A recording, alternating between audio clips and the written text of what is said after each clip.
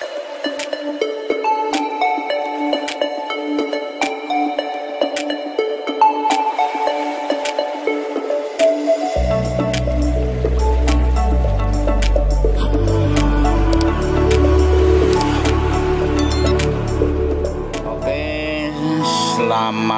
untuk kalian para pembelajar fisika. Kini tibalah saatnya untuk melatih diri kalian ya, menghadapi ujian akhir semester 1 tahun 2021 yang mungkin di bulan Desember nanti akan kalian laksanakan bersama ya. Oleh karena itu, dalam kesempatan ini Bapak ingin memberikan semacam tryout ya pada akhir semester 1 tahun 2021. Nah, mungkin ini bisa kalian pelajari, dan untuk mempersiapkan diri tentunya kalian harus mencoba mengerjakan ya. Nah, kalau ada materi-materi yang lupa bisa kalian lihat di video-video materi pembelajaran dari Bapak ya. Oke, kita akan mulai dengan soal nomor 1 ya. Banyaknya muatan yang mengalir tiap satuan waktu merupakan pengertian dari, ya silakan dari option itu kalian coba mana yang paling benar ya.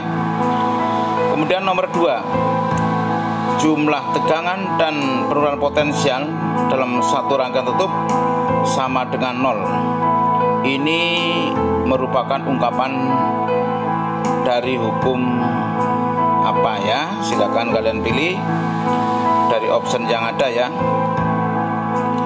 Kemudian jumlah arus yang masuk titik percabangan sama dengan jumlah arus yang keluar dari titik percabangan tersebut. Pernyataan ini merupakan bunyi dari hukum siapa ya? Jadi saya kira kalian bisa memilih yang paling benar ya. Untuk soal nomor 4, perhatikan rangkaian percabangan di samping ya.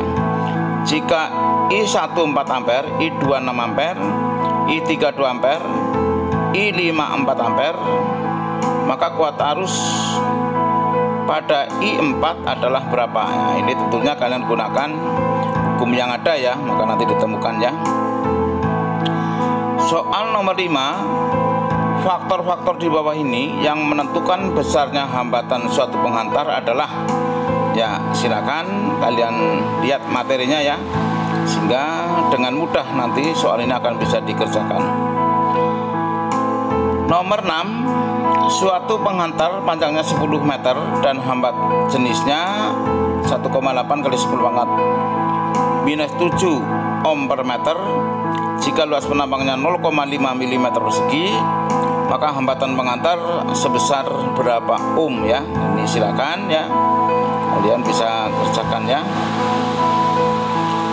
Kemudian 7, perhatikan rangkaian hambatan di bawah ini. Hambatan total dari ketiga resistor adalah berapa ya? Silakan. Nomor 8, perhatikan rangkaian listrik di samping. Besarnya arus yang mengalir dalam rangkaian adalah sebesar berapa ampere ya. Ini kalian dituntut untuk menentukan kuat arus di rangkaian tertutup ya. Kemudian 9, sebuah lampu tertulis 110 watt 220 watt. Dari data tersebut hambatan lampu sebesar berapa ohm ya. Ini silakan konsep daya listrik, tegangan dan hambatannya. Perhatikan rangkaian listrik di samping. Besarnya arus yang mengalir dan tegangan pada ujung-ujung hambatan R sebesar berapa ya? Jika RD adalah hambatan dalam dan selalu terhubung seri dengan hambatan luarnya ya. Gaya yang dialami tiap satuan muatan dinamakan besaran ya. Ini saya kira cukup mudah ya, tinggal pilih mana yang paling benar. Ada pernyataan 1 berbanding lurus dengan konstanta kolom, 2 berbanding lurus dengan besarnya muatan, 3 berbalik dengan kuadrat jarak titik ke pemuatan, 4 berbanding lurus dengan jenis muatan. Pernyataan di atas yang benar menyangkut besar kuat medan listrik adalah ya silakan coba ya. Perhatikan gambar 2 muatan di bawah ini. Kuat medan listrik terkecil ada di titik apa ya? Kedua muatannya adalah positif ya. Kalau positif, nah, mana kemungkinan yang terkecil ya? 14. Penggambaran arah medan listrik pada gambar di samping yang benar adalah ya. Oke ya. 2 muatan listrik masing-masing besarnya plus 4 mikrokolom dan B plus 16 mikrokolom. Keduanya terpisah pada jarak 15 cm. Kuat medan listrik yang bernilai 0 dihitung dari muatan A sejauh ya berapa cm ya dari A ya. Sebuah titik terletak 9 cm dari muatan plus 10 mikrokolom akan mempunyai potensial listrik sebesar berapa ya jika K 9 kali 10 pangkat 9 Newton meter kuadrat per kolom kuadrat. Perhatikan gambar ya. Muatan A sebesar 8 mikrokolom. Karena ada muatan B, maka timbul gaya kolom sebesar 45 Newton. Jika muatan A digeser ke kanan 1 cm mendekati muatan B, maka gaya yang timbul menjadi berapa Newton ya, silakan. 2 buah muatan A dan B masing-masing Q1 4 mikrokolom dan Q2 minus 6 mikrokolom berjarak 4 cm. Jika jaraknya dibuat menjadi 8 cm, maka perubahan energi potensialnya terhadap kedudukan awal adalah ya, ini ingat energi potensial ya, rumusannya ya. Kemudian nomor 19. 2 partikel A dan B yang terpisah pada jarak 20 cm secara berurutan memiliki muatan 5 mikrokolom dan minus 8 mikrokolom. Usaha yang diperlukan untuk memindahkan partikel partikel B ya agar menjadi berjarak 80 cm terhadap partikel A adalah ya opsinya, lihat ya, coba ya. Ini semua materi ini ada di video yang sudah Bapak sampaikan ya, lihat di channel Bapak ya. Muatan Q1 50 mikrokolom dan muatan Q2 6 mikrokolom ya, maaf tadi muatan Q1 5 mikrokolom dan Q2 6 mikrokolom. Konstanta kolom sudah jelas ya. Titik A berada di tengah kedua muatan. Besar potensial listrik pada titik A sebesar berapa ya? Ingat, ini potensialnya besaran skalar, jadi kalian tinggal menjumlahkan secara matematika biasa. Nomor 21, muatan yang mengalir pada rangkaian kapasitor di samping sebesar ya.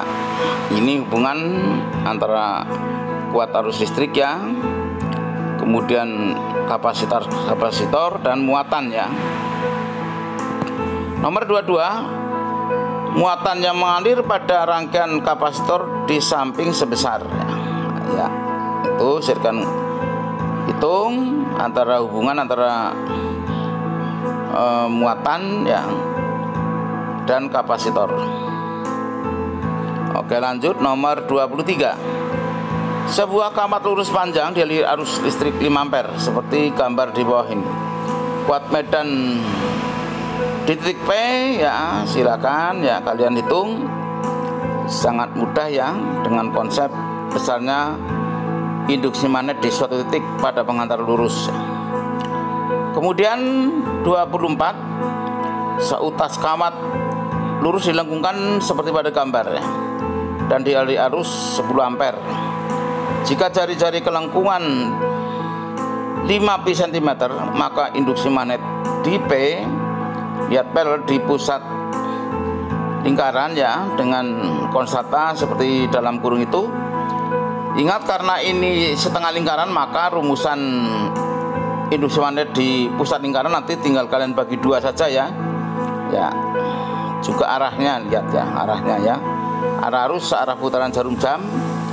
Bagaimana arah induksi magnet ya. 25, suatu solenoida yang panjangnya 2 meter dengan 4 resitan dan jari-jari 2 cm. Bila solenoida itu dialiri arus sebesar 0,5 ampere, besarnya induksi magnet pada ujung solenoida ya. Silakan ya, coba ya. Perhatikan diagram koordinat pada gambar berikut.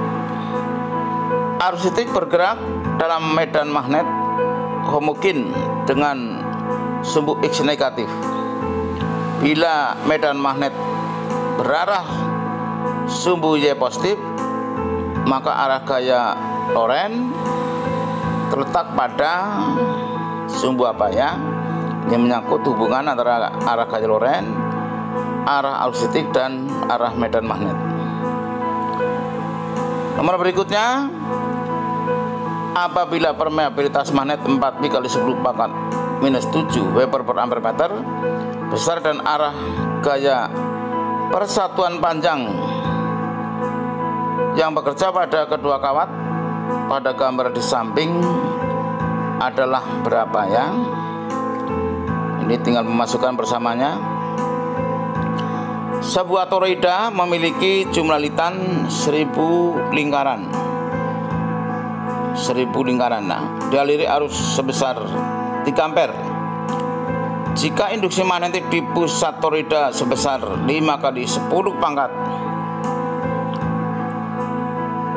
minus 3 Tesla, maka jari-jari toroida tersebut adalah ya, rumusan toroida ya, ingat ya. Nomor 29, perhatian rangkaian berikut ini. Seutas kawat yang berbentuk U dan kawat AB yang dapat bergerak bebas berada dalam medan magnet homogen 0,8 Tesla, tegak lurus terhadap bidang menuju pembaca. Jika kawat AB digerakkan ke kanan seperti gambar ya di samping ya, maka besar dan arah arus induksi yang timbul pada kawat adalah, ingat, kalau kawat digerakkan ke kanan otomatis ada sesuatu yang melawan ya penyebabnya ya, otomatis gaya magnetiknya lah ke kiri. Nah, tinggal kalian tentukan arusnya ya dan besarnya ya.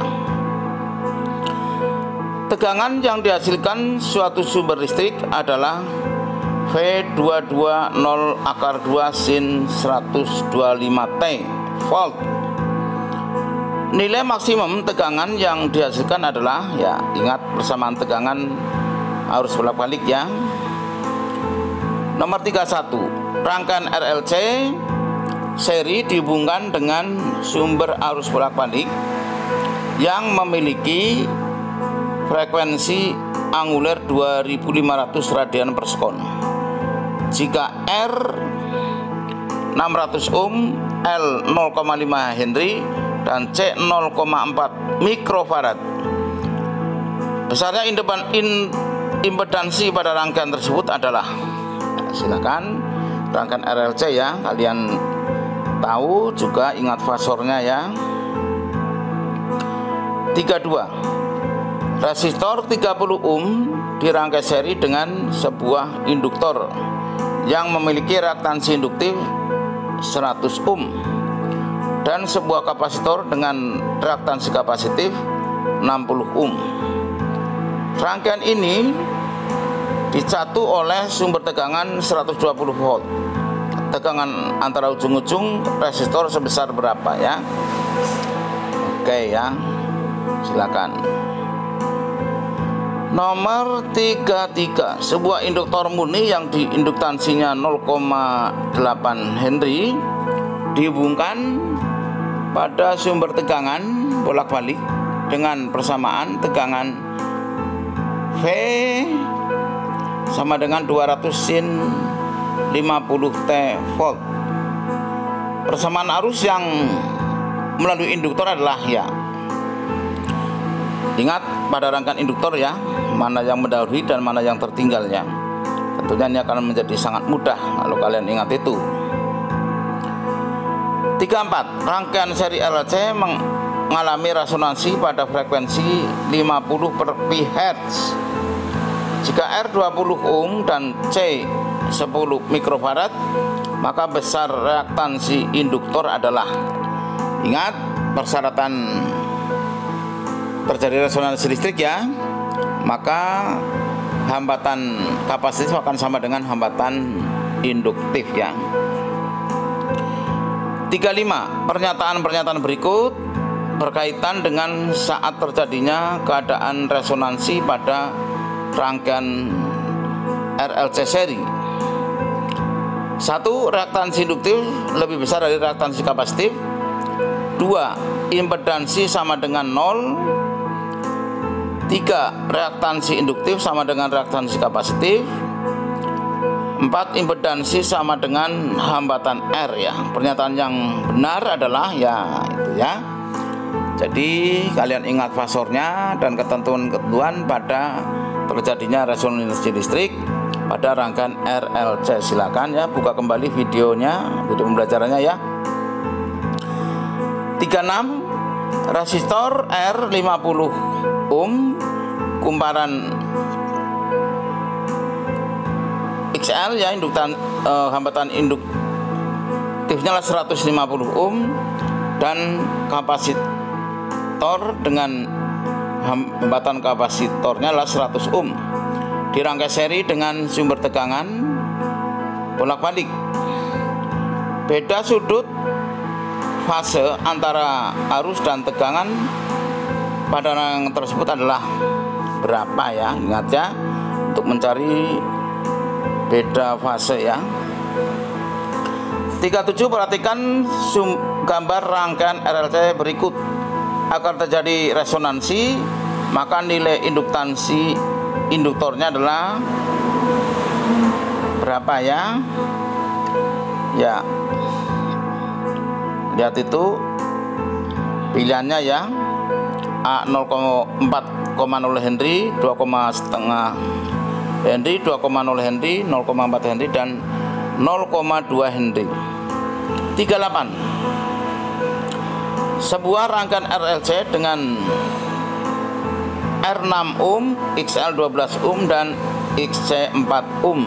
Jika rangkaian tersebut dialiri arus 15 ampere, maka besarnya tegangan total pada rangkaian tersebut adalah ya, menghitung tegangan total pada rangkaian RLC ya.